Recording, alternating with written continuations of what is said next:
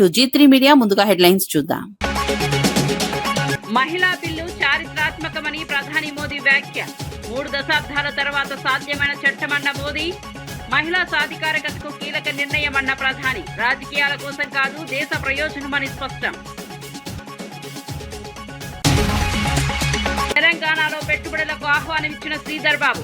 Aerospace రంగంలో రాష్ట్రం అగ్రగామి అని మంత్రి. హైదరాబాద్ తక్కువ ఖర్చు ఏరోస్పేస్ సిటీగా గుర్తింపు. గ్లోబల్ కంపెనీలకు అనుకూల వాతావరణంగా ఉందని వ్యాఖ్య.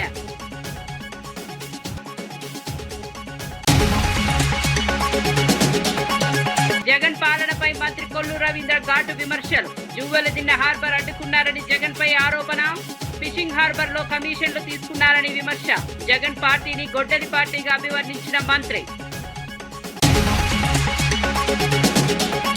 తేజస్వి సూర్య వ్యాఖ్యలపై మంత్రి పొన్నం ఆగ్రహం. తెలంగాణ ఉద్యమాన్ని అవమానించారని తీవ్ర విమర్శలు.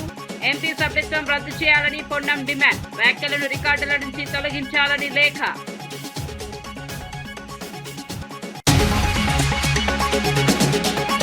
ఫాతిమా కాలేజీ కూల్చివేతపై రాజాసింగ్ డిమాండ్. అక్రమ నిర్మాణంపై వెంటనే చర్యలు కోరిన రాజాసింగ్. విద్యార్థుల భవిష్యత్తుతో ఆటలాడొద్దని హెచ్చరిక. హైకోర్టు ఆదేశాలపై స్పందించిన ఎమ్మెల్యే రాజా.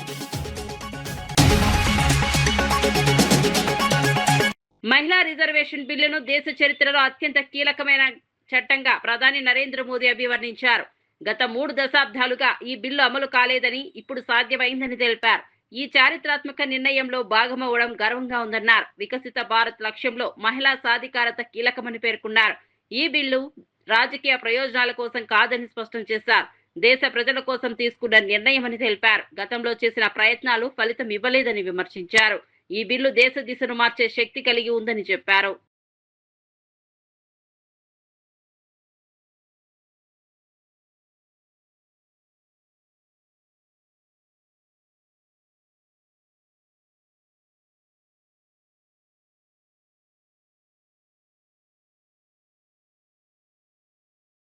दिशा में ही सोचते हैं, मैं उनको भी एडवाइज करना चाहूंगा। एक मित्र के रूप में एडवाइज करता हूं और सबको काम आएगी। हमारे देश में जब से विमेन रिजर्वेशन को लेकर के चर्चा हुई है और उसके बाद जब जब चुनाव आया है, हर चुनाव में महिलाओं को मिलने वाले इस अधिकार का जिसने विरोध किया है, जिसने विरोध किया है, देश की महिलाओं ने उन्हें माफ नहीं किया है। उनका हाल बुरे से बुरा किया है। लेकिन ये भी देखिए कि 24 के चुनाव में ऐसा नहीं हुआ। क्यों नहीं हुआ? ये इसलिए नहीं हुआ कि 24 में सबने सहमति इसको पारित किया, तो ये विषय ही नहीं रहा। किसी के पक्ष में पॉलिटिकल फायदा नहीं हुआ, किसी का नुकसान भी नहीं हुआ। सहज रूप से जो मुद्दे थे उन मुद्दों के आधार पर चुनाव लड़ा, क्योंकि 24 में सब साथ में थे। कुछ लोग यहां है, कुछ लोग नहीं है, लेकिन सब साथ में थे। आज भी मैं कहता हूं, अगर हम सब साथ में जाते हैं तो इतिहास गवाह है कि किसी एक के राजनीतिक पक्ष में नहीं जाएगा। ये देश के लोकतंत्र के पक्ष में जाएगा। తెలంగాణలో పెట్టుబడులు పెట్టాలని మంత్రి శ్రీధర్ బాబు అమెరికా ప్రతినిధులను ఆహ్వానించారు. ఏరోస్పేస్, డిఫెన్స్ స్పేస్ రంగాల్లో రాష్ట్రం అగ్రగామిగా ఉందని తెలిపారు. ప్రతి సంవత్సరం 30% వృద్ధి నమోదవుతుందని చెప్పారు. ఎగుమతుల్లో కూడా భారీ పెరుగుదల ఉందని వెల్లడించారు. హైదరాబాద్ ప్రపంచంలో అత్యంత ఖర్చు తక్కువ ఏరోస్పేస్ గా సిటీ నిలిచిందన్నారు. గ్లోబల్ కంపెనీలు ఇప్పటికే తెలంగాణలో కార్యకలాపాలు నిర్వహిస్తున్నాయని తెలిపారు. పెట్టుబడులకు అనుకూల వాతావరణం ఉందని చెప్పారు.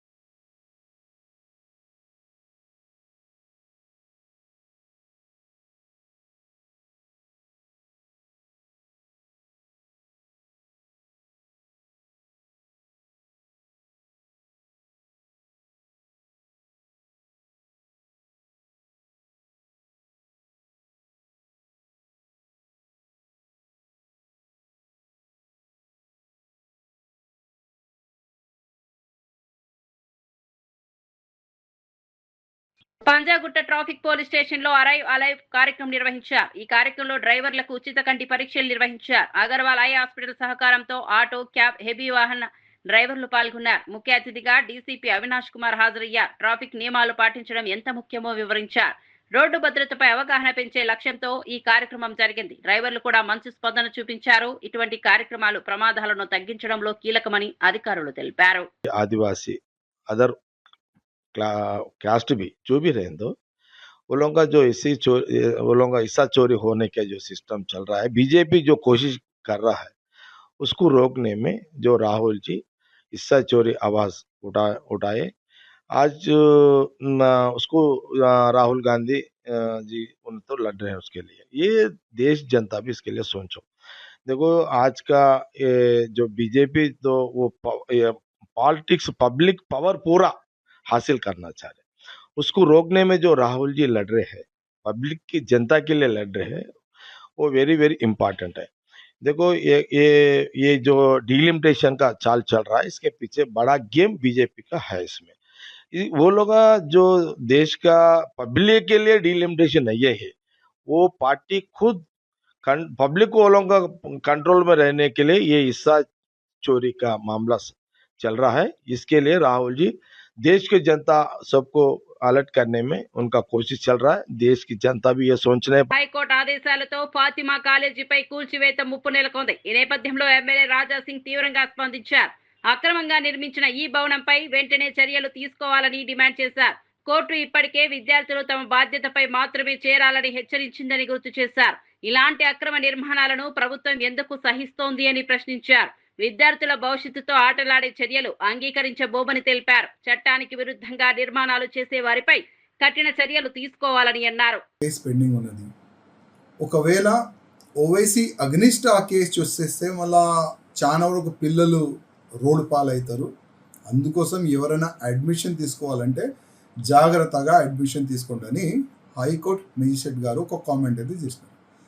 ఇవాళ మనం చూస్తున్నాం తెలంగాణలో చాలా వరకు ఎఫ్టీఎల్ ల్యాండ్ చుట్టుపక్క కట్టిన బిల్డింగ్స్ కానీ చిన్న చిన్న హౌసెస్ కానీ దానిపైన హైడ్రా అధికారులు బుల్డోజర్ తోని మొత్తం డిమాలిష్ చేస్తున్నారు. పెద్ద పెద్ద బిల్డింగ్ కూడా డిమాలిష్ చేస్తున్నారు. కానీ ఇప్పటివరకు ఈ ఫాతిమా కాలేజ్ పైన ఎందుకు బుల్డోజర్ ఎక్కియలేదని ఇవాళ తెలంగాణలో ఒక చర్చ అయితే నడుస్తుంది. ఇవాళ మేజిస్ట్రేట్ గారు కూడా అదే డౌట్ఫుల్లోని ఒక కామెంట్ చేస్తున్నారు. ఎవరు కూడా అడ్మిషన్ తీసుకోకండి. ఒకవేళ ఓవైసీ అగ్నిస్ట్ ఒకవేళ కేసు అయితే మళ్ళీ చాలా వరకు పిల్లలకి ఇబ్బంది అవుతుందని మేజిస్ట్రేట్ గారు అయితే కామెంట్ చేసినారు. మంచిదే. ఇవాళ కంటిన్యూగా ఓవైసీ బుల్డోజర్ ఆ పదంని ఎందుకు వాడుతుందంటే ఓవైసీ కళల్లో కూడా బుల్డోజర్ వస్తుంది. ఎందుకంటే ఓవైసీకి తెలుసు ఎఫ్టీఎల్ గవర్నమెంట్ ల్యాండ్ని కబ్జా చేసి ఫాతిమా కాలేజ్ నేను కట్టినానా ఆయనకే తెలుసు. ఇవాళ లేకపోతే రేపు 100% బుల్డోజర్ ఎక్కుతుంది, ఆ కాలేజ్ డిమాలిష్ అవుతుంది. ఒకవేళ రేవంత్ రెడ్డి గవర్నమెంట్లో కావచ్చు, లేకపోతే మావోలు సరిగ్గా ఉంటే వచ్చే సమయంలో బీజేపీ గవర్నమెంట్ రావచ్చు. ఒకవేళ బీజేపీ గవర్నమెంట్ వస్తే ఓవైసీ కాలేజ్ పైన కాకుండా ఓవైసీ ఇంటి పైన కూడా బుల్డోజర్ 100% ఎక్కుతుంది. అదే కాకుండా దారుసలాం పైన కూడా బుల్డోజర్ మేము ఎక్కిస్తాం. ఇది 100% ఉంటుంది. ఇది అందుకోసం మేజిస్ట్రేట్ గారు ఒక మంచి కామెంట్ చేశారు. ఎవరైనా ఓవైసీ కాలేజ్లో అడ్మిషన్ తీసుకోవాలంటే కొద్దిగా ఆలోచన చేసి అడ్మిషన్ తీసుకోండి. మాజీ సీఎం జగన్ పై కొల్లు రవీంద్ర ఘాటు వ్యాఖ్యలు చేశారు. జగన్ బ్రతుకే ఒక అరాచకమని విమర్శించారు. 5 ఏళ్ల పాటు నిధులు ఇవ్వకుండా జువెలదిన్నె హార్బర్ను అడ్డుకున్నారని ఆరోపించారు. దీనివల్ల మత్స్యకారులు తీవ్రంగా నష్టపోయారని తెలిపారు. ఫిషింగ్ హార్బర్లలో ఎస్టిమేటెడ్లు పెంచి కమిషన్లు తీసుకున్నారని విమర్శించారు. తమిళనాడు బోట్ల వ్యవహారంలో కూడా దుష్ప్రచారం చేశారని అన్నారు. జగన్ పార్టీని గొడ్డలి పార్టీగా అభివర్ణిస్తూ తీవ్ర విమర్శలు గుప్పించారు. నెల్లూరు పర్యటనలో తన యొక్క కడుపు మంటని, ఈ రాష్ట్రాన్ని అభివృద్ధి చెందడం ఇష్టం లేక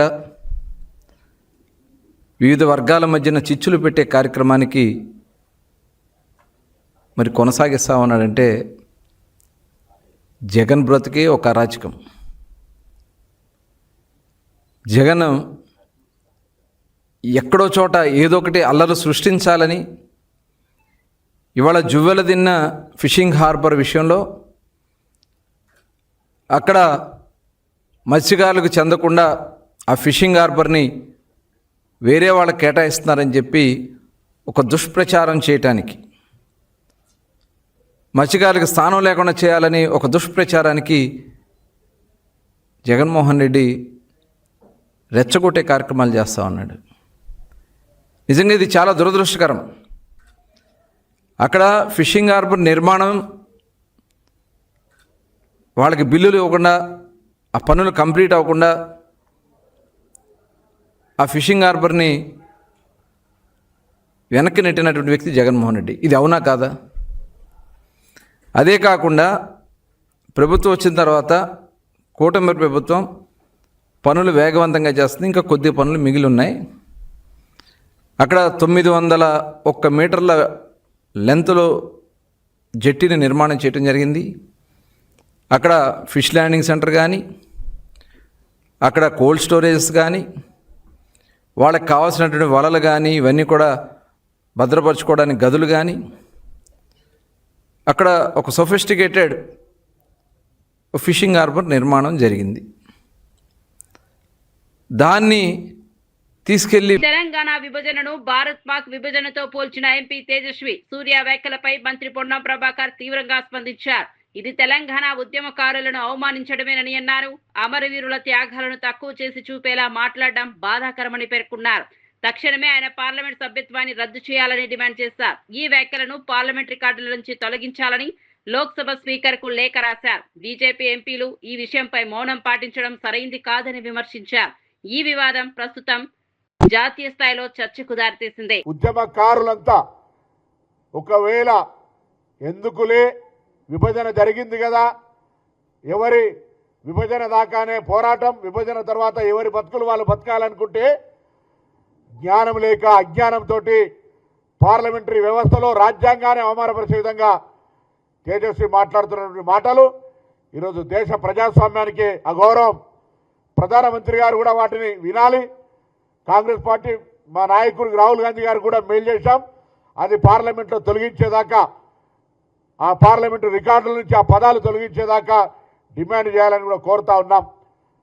లోక్సభ స్పీకర్ స్వయంగా మా లేఖకు స్పందించి తెలంగాణ ప్రజల ఆత్మగౌరవానికి ప్రతీకగా లోక్సభ ద్వారా పాస్ అయినటువంటి బిల్లును అవహేళన చేస్తున్నటువంటి వ్యక్తుల పట్ల తగిన చర్య తీసుకొని రికార్డుల నుంచి తొలగించడమే కాకుండా అతని పార్లమెంటు సభ్యత్వాన్ని రద్దు చేయాలని కూడా ఈ సందర్భంగా డిమాండ్ చేస్తూ ఉన్నాం. తెలంగాణ ఎలా వచ్చింది? ఏం రక్తపాతంతో తీసుకున్నామా? తెలంగాణ మేమే ఆత్మత్యాగాలు చేసి ఆత్మహుతులకు పాల్పడి ప్రజాస్వామికంగా చట్టాల ద్వారా చేసుకున్నామే. మరి అటువంటి పరిస్థితిని ఇలా మీరు ఈ విధంగా ఇష్టం వచ్చినట్టుగా ఇష్టం ఉన్నప్పుడు మాట్లాడుతుంటే ఎవరు ఎందుకు మాట్లాడుతలేరు అని అడుగుతా ఉన్నా. ఇవాళ పెద్ద పెద్ద మాటలు మాట్లాడే తెలంగాణ బీజేపీ అధ్యక్షుడు రామచంద్రరావు గారిని అడుగుతా ఉన్నా. ఇప్పటికైనా మీకు తెలంగాణ రక్తం ఉంటే mister Kishan Reddy, mister Bandi Sanjay and 8 MPs Laxman గారితో సహా మేము తెలంగాణ బిడ్డలైతే, తెలంగాణ తల్లిని అవమానపరుస్తుంటే, ఏ తల్లికైనా అవమానం జరిగితే డిలిమినేషన్ అంశంపై బీఆర్ఎస్ నేత కల్వకుంట్ల కవిత మరోసారి తీవ్ర వ్యాఖ్యలు చేశారు. మహిళా బిల్లుతో డీలిమిటేషన్ ను కలపడం పెద్ద కుట్ర అని ఆరోపించారు. మహిళల భుజాలపై తుపాకీ పెట్టి ఈ బిల్లును అమలు చేయాలని చూస్తున్నారని విమర్శించారు. తెలంగాణకు ఉన్న ప్రాధాన్యం తగ్గితే ఊరుకునేది లేదని హెచ్చరించారు. పార్లమెంట్ లో ప్రాతినిధ్యం అలాగే కొనసాగాలని డిమాండ్ చేశారు. లేకపోతే మరో ఉద్యమం తప్పదని అన్నారు. చాలా దారుణమైన కుట్ర ఉన్నది. మహిళలకు సంబంధించి 33% రిజర్వేషన్ ఆల్రెడీ పెంచినప్పటికీ దాన్ని ఇప్పుడు పార్లమెంటు నియోజకవర్గాల పెంపు డీలిమిటేషన్తో లింక్ చేయడం జరుగుతూ ఉంది. వాస్తవానికి రెండు కూడా సపరేట్ అంశాలు. వాటిని రెండింటినీ కలిపి మహిళల భుజం మీద తుపాకీ పెట్టి ఈ డీలిమిటేషన్ అనేటటువంటి అంశాన్ని కాల్చాలనే ప్రయత్నం కేంద్ర ప్రభుత్వం చేస్తుంది. అయితే కేంద్రం ఇప్పుడు ఏం చెప్తుందంటే అన్ని రాష్ట్రాల్లో కూడా 50% బ్లాంకెట్గా పెంచుతాము, దానివల్ల మీకు నష్టం జరగదని చెప్తుంది. చూడ్డానికి ఉపరితలం మీద మాత్రం కరెక్ట్ అనిపిస్తుంది ఆర్గ్యుమెంట్. కానీ రేపు పొద్దున తెలంగాణలో పెరిగిన సీట్లతోని ఏ బీహార్లోనో, ఉత్తరప్రదేశ్లోనో, రాజస్థాన్లో పెరిగిన సీట్లతో కంపేర్ చేసుకున్నప్పుడు మన పాత్ర అనేటటువంటిది రాజకీయంగా చాలా తగ్గుతుంది పార్లమెంట్లో. సో మేము యూనియన్ గవర్నమెంట్ని తెలంగాణ జాగృతి నుండి డిమాండ్ చేసేది ఒకటే. ఇప్పుడు 3.13% ఉంది మా తెలంగాణ రిప్రజెంటేషన్ పార్లమెంట్లో. మీరు ఏ రకమైనటువంటి మెథడాలజీ తీసుకొచ్చి కొత్త డీలిమిటేషన్ చేసినా కూడా ఆ 3.13% రిప్రజెంటేషన్ తెలంగాణ తగ్గకుండా ఉంటేనే మాకు ఆమోదయోగ్యం అవుతుంది. కర్నూలులో జరిగిన ఘోర ప్రమాదంపై మంత్రి టీజీ భరత్ స్పందించారు. ఈ ప్రమాదంలో 8 మంది మరణించడం బాధాకరమని తెలిపారు. గాయపడిన వారికి కర్నూలు ప్రభుత్వ ఆసుపత్రిలో నిపుణులైన వైద్యుల పర్యవేక్షణలో చికిత్స అందిస్తున్నామని చెప్పారు. ప్రమాదానికి గల కారణాలపై పూర్తి స్థాయి దర్యాప్తు చేపడతామని వెల్లడించారు. బాధిత కుటుంబాలకు ప్రభుత్వం అండగా ఉంటుందని హామీ ఇచ్చారు. ఇటువంటి ఘటనలు పునరావృతం కాకుండా చర్యలు తీసుకుంటామని తెలిపారు. ఈ ఘటన రాష్ట్రంలో ఆందోళన కలిగించింది. ప్రజలు రోడ్డు భద్రతపై మరింత జాగ్రత్తగా ఉండాలని సూచించారు. చెప్పడం జరిగింది. మీకు తెలుసు, గవర్నమెంట్ జనరల్ హాస్పిటల్ కర్నూలులో మంచి డాక్టర్స్, ఇక్కడ ట్రీట్మెంట్ కూడా బెటర్ ఉంటుందని చెప్పి దాదాపు 10 మందిని ఇక్కడికి షిఫ్ట్ చేయడం జరిగింది. దాంట్లో 2కి కొద్దిగా సీరియస్ హెడ్ ఇంజరీస్ ఉంది, కొద్దిగా క్రిటికల్ అన్నారు. బట్ ఇక్కడ బెస్ట్ ఆఫ్ డాక్టర్స్ ట్రీట్మెంట్ చేసుకునే దానికి అవకాశం ఉంది కాబట్టి బెస్ట్ ట్రీట్మెంట్ ఇవ్వడం జరుగుతోంది. ఆల్రెడీ డాక్టర్స్తో అందరితో మాట్లాడడం జరిగింది. They are taking utmost care. ఇది విచారణ చేయాలా ఎక్కడ బ్లాక్ స్పాట్స్ అనేది. ఎందుకంటే ఈ మధ్యలో ఇంకోటి కూడా చూశాను, అక్కడ మంత్రాలయం జరిగిన ఇంకో యాక్సిడెంట్ కూడా వినడం జరిగింది. ఒకసారి ఎస్పీ గారితో కూడా మాట్లాడి ఏదైనా బ్లాక్ స్పాట్స్ అవి ఐడెంటిఫై చేసి రెక్టిఫై చేసే దాంట్లో ఈ ప్రభుత్వం ఉంటుంది. బట్ ఏదైతే అది చాలా బాధాకరం. 8 మంది ఆన్ ది స్పాట్ చనిపోవడము, ఎక్కడ అది లోపాలు ఏమనేది ఒకసారి వెరిఫై చేసి ఇన్వెస్టిగేట్ చేసి దానికి సరైన ఫ్యూచర్ స్టెప్స్ తీసుకొని అది ముందు కూడా అక్కడ ఏమీ కాకుండా ఉండేదానికి జాగ్రత్తలు తీసుకునే దాంట్లో మా ప్రభుత్వం ఉంటుంది. గాయని మంగ్లీ మరో వీడియో విడుదల చేసి తనపై వచ్చిన ఆరోపణలకు స్పందించారు. తాను ఎలాంటి తప్పు చేయలేదని స్పష్టం చేశారు. మైక్రో ఫైనాన్స్ విషయంతో తనకు సంబంధం లేదని తెలిపారు. తన పేరు వాడుకుని కొందరు మోసాలు చేస్తున్నారని ఆరోపించారు. ఈ కారణంగా తన కుటుంబం మానసికంగా ఇబ్బందులు పడుతోందని చెప్పారు. ప్రజలు ఈ ఆరోపణలను నమ్మవద్దని విజ్ఞప్తి చేశారు. తాను తప్పు చేసినట్లయితే చట్టపరమైన చర్యలకు సిద్ధమని వెల్లడించారు. అనే అభియోగాలు నాపై రావడం నన్ను చాలా దిగ్భ్రాంతికి గురి చేసింది. నన్ను ఆదరిస్తున్న తెలుగు కుటుంబ సభ్యులకు మళ్ళీ చెప్తున్నా, మీ మంగ్లీ ఎలాంటి తప్పు చేయలేదు. ఈ కేసుకు నాకు ఎలాంటి సంబంధము లేదు. అబద్ధాన్ని అబద్ధమని చెప్పి ఇంత గొంతు చింపుకొని చెప్తున్నా కూడా నాపై బురద చల్లడం ఆగడమే లేదు. అందుకే ప్రతి చేతిలో ఉన్న మొబైల్కు, రిమోట్కు నా మొర చెప్పుకుంటున్నాను. చట్టాన్ని గౌరవించే పౌరురాలిగా బాధితులకు న్యాయం జరిగేందుకు, దర్యాప్తు అధికారులకు సహకరించేందుకు నేను సిద్ధంగా ఉన్నానని మీకు విజ్ఞప్తి చేసుకుంటున్నాను. మంగ్లీ ఎలాంటి తప్పు నారా లోకేష్ తదుపరి సీఎం అవుతారని వర్మ చేసిన వ్యాఖ్యలు రాజకీయ చర్చకు దారితీశాయి. ఏపీలో ఆయన కంటే అర్హుడైన నాయకుడు ఎవరున్నారంటూ ప్రశ్నించారు. యువకులం పాదయాత్రతో పార్టీని బలోపేతం చేసి అధికారంలోకి తీసుకొచ్చారని అన్నారు. కార్యకర్తల కోసం సంక్షేమ నిధి ఏర్పాటు చేసిన నాయకుడు లోకేష్ అని పేర్కొన్నారు. ఈ వ్యాఖ్యలు పవన్ కళ్యాణ్ ను ఉద్దేశించి చేశారా అనే అనుమానాలు వ్యక్తమవుతున్నాయి. టీడీపీ శ్రేణులు ఈ వ్యాఖ్యలు ఉత్సాహాన్ని పెంచగా ఇతర పార్టీలో విమర్శలు వెల్లువెత్తుతున్నాయి. కోటి కార్యకర్తల్ని మెంబర్షిప్ చేసిన నాయకుడు లోకేష్. 9 లక్షల కోట్ల పెట్టుబడులు తీసుకొచ్చిన నాయకుడు లోకేష్. అంటే ఆయన పరిణితి చెంది అడుగడుగు ఒక్కొక్క అడుగు పైకి ఎక్కుకుంటా, ఆయన చంద్రబాబు నాయుడు గారి కొడుకుగా నేను మాట్లాడట్లేదు. ఆయన ఒక తెలుగుదేశం పార్టీ కార్యకర్తగా 13-14 సంవత్సరాల నుంచి ఈ పార్టీని కొన్ని రోజులు బ్యాక్ ఎండ్ నుండి నడిపించి తర్వాత ఫ్రంట్కి వచ్చి ఇన్ని కార్యక్రమాలు అభివృద్ధి చేసి ముందుకు తీసుకెళ్లిన ఏకైక నాయకుడు నారా లోకేష్ గారు. ఆయనే ఈ రాష్ట్రానికి మా తెలుగుదేశం పార్టీలో చంద్రబాబు నాయుడు గారి తర్వాత పరిపాలించే అర్హత ఉన్న నాయకుడు నారా లోకేష్ గారు. మీరు అడిగిన చూసారా, ఇంత మించి ఇక తెలుగుదేశం పార్టీలో ఎవరు లేరు. మా పార్టీలో భవిష్యత్తులో ఇస్తారు, అది ఎప్పుడు చేయాలి ముఖ్యమంత్రి, ఎప్పుడు చేయకూడదు, కార్యకర్తల అభీష్టం ఎప్పుడు నెరవేర్చాలి, ఇవన్నీ కూడా చంద్రబాబు నాయుడు గారు నిర్ణయం తీసుకుంటారు. ఈవేళ ఒక స్టెప్ వర్కింగ్ ప్రెసిడెంట్ గా ఇచ్చారు. ఈవేళ పార్టీ పగ్గాలు ఆయన చేతిలో పెట్టారు. రాబోయే రోజుల్లో కూడా మా భవిష్యత్ నాయకుడు మా తెలుగుదేశం పార్టీలో నారా లోకేష్ గారే పగ్గాలు చేపట్టి ఈ రాష్ట్రాన్ని ముందుకు తీసుకెళ్తారు. డీలిమిటేషన్ అంశంపై బీజేపీ నేత ఏలేటి మహేశ్వర్ రెడ్డి స్పందించారు. ఇది రాజ్యాంగబద్ధమైన ప్రక్రియ అని స్పష్టం చేశారు. రేవంత్ సర్కార్ తప్పుడు ప్రచారం చేస్తోందని ఆరోపించారు. ఎస్సీ ఎస్టీలకు న్యాయం జరగాలంటే ఇది అవసరమని తెలిపారు. ప్రాంతీయ విభేదాలు సృష్టించడం సరైంది కాదని విమర్శించారు. ప్రజల దృష్టిని మళ్లించేందుకు రాజకీయాలు చేస్తున్నారని అన్నారు.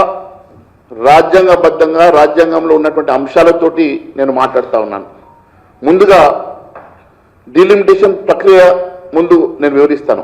ప్రెసిడెంట్ ఆఫ్ ఇండియా ఎలక్షన్ కమిషన్తో కన్సల్ట్ చేసిన తర్వాత డీలిమిటేషన్ కమిటీని అపాయింట్ చేస్తుంది. ఆ డీలిమిటేషన్ కమిటీలో సుప్రీంకోర్టు రిటైర్డ్ జడ్జితో పాటు CEC central election commission of India మరి మెంబర్గా ఉంటారు. అలాంటి డీలిమిటేషన్ కమిటీ రాజ్యాంగబద్ధంగా అపాయింట్ చేయబడేటువంటి కమిటీ. దాంట్లో ఆర్టికల్ 82, ఆర్టికల్ 82 ఈ రాజ్యాంగంలో రచించుకోబడినటువంటి ఆర్టికల్ చాలా స్పష్టంగా డీలిమిటేషన్ ఎవ్రీ 10 years కి జరిగేటువంటి సెన్సస్ ప్రకారం డీలిమిటేషన్ జరుపుకోవాలని చెప్పి ఆర్టికల్ 82 చెప్తా ఉన్నది. మరి అదే మాదిరిగా article 170 division of territorial constituencies గురించి చాలా స్పష్టంగా మరి వివరించడం జరిగింది. మరి ఇదంతా నేను ఎందుకు చెప్తున్నా అంటే డీలిమిటేషన్ ప్రక్రియ పూర్తిగా రాజ్యాంగంలో పార్లమెంట్ ద్వారా ప్రెసిడెంట్ అపాయింట్ చేసేటువంటి కమిషన్ ద్వారా నిష్పాక్షికంగా జరిగేటువంటి ఈ ప్రక్రియ ఇది. నేను అడుగుతా ఉన్నాను, 1952లో, 1962లో, 1972, 2002 4 సార్లు మరి డీలిమిటేషన్ జరిగింది.